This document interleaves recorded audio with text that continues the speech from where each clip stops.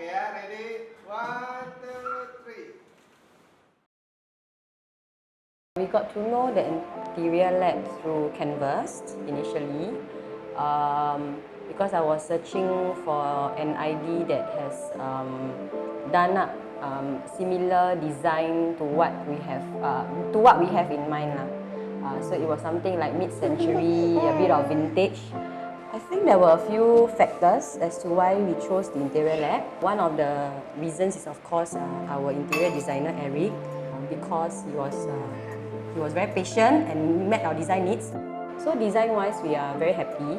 In fact, we have had family members who were very impressed with the design overall. For me, I think I personally like the kitchen. I think women, we tend to look at the kitchen, although we might not cook much. But I really like the kitchen because I thought the colors came together, and even like the floor tiles came together. So that's my favorite place now. Personally, I think we really like the concept of the living room.